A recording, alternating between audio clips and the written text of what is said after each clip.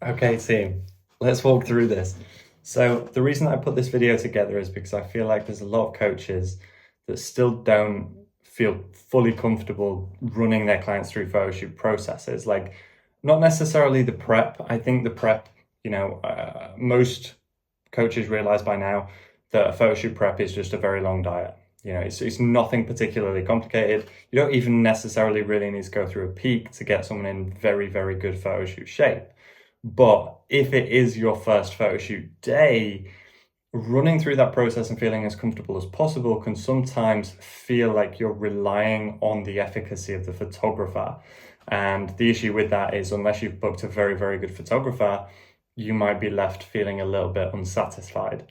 So this video is both for coach, for client, for anyone that is considering doing a photo shoot in the future, that doesn't want to feel super, super overwhelmed. I'm just going to talk you through the process, and I'm going to overlay this with some footage that I've taken from recent shoots, just so you guys can see an example of what that looks like. So the first thing to mention is you should always get there early. Regardless of whether the photographer is going to be there or not, the last thing you want to do is something that I went through with a client recently, which is you just arrive very, very late. Okay, I didn't arrive very late, just to put it out there. I was there 45 minutes early, but my client was there 45 minutes late. Now, luckily, the photographer we used, Mac Freeman, he's very, very patient. He was happy to give the time back, not an issue. But not all photographers are like that. A lot are very, very busy, and thus they wouldn't always give that time back. So the most important thing is arriving early to the shoot. Early is on time is late, as they say. All right, so arriving early is super, super important, considering things like location, traffic, time of day, things like that. It all matters. Now, aside from the location, the logistics of getting there on time, you're obviously going to greet the photographer. They're going to, walk you through either the gym or their studio, depending on where your photo shoot is, and then essentially kind of leave you to pump up. Before you start pumping up, you would tend to take something high in sodium. So whether it be a pump formula, whether it be Ready Solid crisps are a massive one. I use them now with all my clients. That was actually advice I got from my most recent shoot that I did with Him Suan.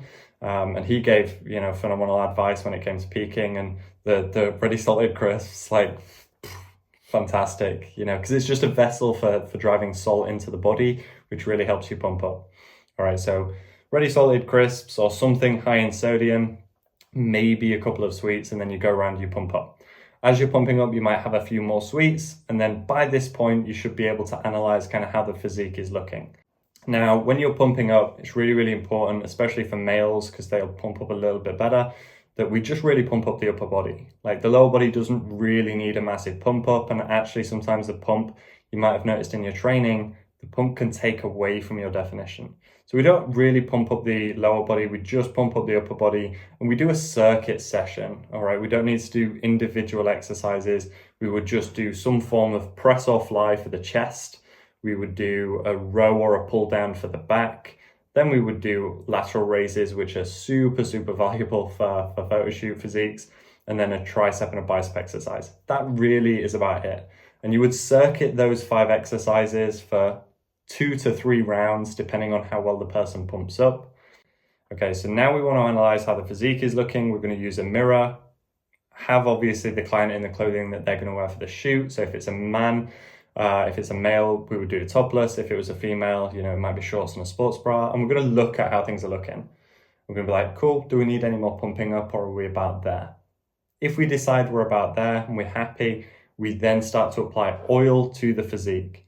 Okay, now again, a coach should typically always bring oil with them, just in case the client or the photographer doesn't have it.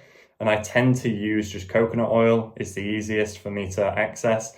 But there are some others that you can access. The one I used for Jimmy's shoot, actually, I've never seen before, but it works fantastically well, actually. I'll have to find it. I'll put an image, I'll put an overlay so you can see. But using an oil, again, just provides sheen to the physique. And especially with the use of the lighting from the photographer, it just provides a nice finished look. Now, I don't tend to use things like baby oil because it can give a bit of a wet look, which doesn't always look as nice. You want kind of a sheen, but you don't want it to look wet. Hence why I use coconut oil. And it smells really nice too, so that's an added bonus. So by this point, we've we arrived, we've pumped up, we have oiled up, and the shoot is ready to go. And we tend to start with the physique shots. Okay, so the physique shots tend to be, the mirror shots, the exercise shots. And the reason that we do that is because you're in the most controlled setting. You've peaked perfectly for this moment. Okay, so this is where the physique tends to look the best as long as you're pumped up pretty well. So you tend to do your pull downs, you do your mirror shots with the dumbbells, you might do some leg extensions, some flies, some pull-ups, some pull-downs, things like that. All right, these tend to be the typical shots that we get within a fitness photo shoot. Okay, these are kind of the go-tos, which work really, really well for a lot of people. And it helps show off the physique that you've spent, the last 20 odd weeks prepping for and dieting for. All right, so super, super valuable. Then I think it's always advisable to have either at that point a segue into some studio-based shots or wall-based shots if you're in a gym. And the reason for that is because it's quite nice to have something that almost looks GQ-esque, all right, that you're not necessarily just forcing tons of exercise-based photos for, because that can, when you're looking at the gallery afterwards and you're choosing your final photos, you don't want it to feel one-dimensional, like the only photos you've got are, these topless training photos. They're great, they're really, really awesome, but it's also okay to have some others, some that are slightly more authentic to who the person is, a bit more original, improvised, things like that. And you'll be surprised, but photographers actually love to be creative. So if you say to the photographer, look, I'm happy with the shots that we've got, but I'd love to get something a bit more unique to me. This is my personality. This is what I kind of want to get out of it. They will help you kind of figure that out, but you need to say that. Otherwise, they'll just take you through the typical shots and the shots that everybody gets. So there's no photo that's particularly unique to you other than the fact that it's your physique. Okay, so like I said, you can segue into studio-based shots or wall-based shots. The second thing you can segue into, and this is really, really important for coaches that go through photo shoots, is some form of content-based shot where you're actually clothed, whether that's in branded clothing, tops, whether it's, for females, it's slightly different because shorts and a sports bra can seem appropriate anyway for content-based stuff. But for males, having some stuff where you're actually clothed, whether it's a vest or a top or a branded piece of clothing. And the reason for that is because you'll be so excited to post those first few photos on your Instagram page and be like, look at what I've achieved. It's incredible. I'm really proud of myself. And after about the second or third topless photo, you start to realize that all the content you're putting out is quite vain. It's quite, one-dimensional. So that's what I mean about having that content-based stuff, right? Content-based content. But that stuff will allow you to continue posting professional images that aren't just topless photos all the time.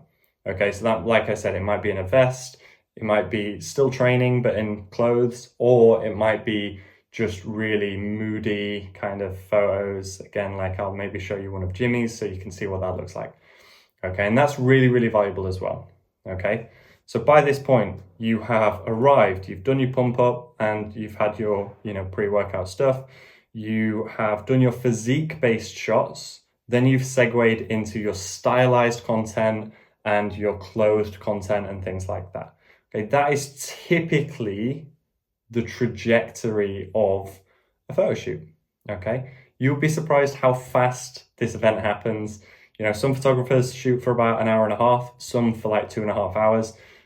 It will still feel fast regardless. Okay, and it'll feel like you get to a point where it's like, wow, I didn't realize how fast that would go.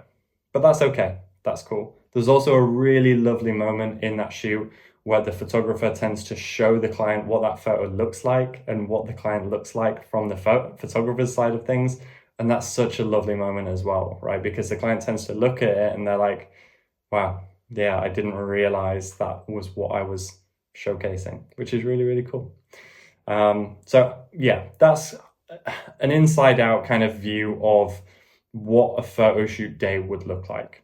Okay, and hopefully this video just acts as maybe a bit of insight for some of you newer coaches who've never done a photo shoot with a client before. For clients, it might act as a bit of a resource to walk them through the idea and the structure of a photo shoot day. But I find that I have so many clients that I still walk through this day and they're still a little bit nervous. So even for some of my clients, hopefully you're watching this and you're like, okay, that makes sense. I understand now what's going to happen. All right.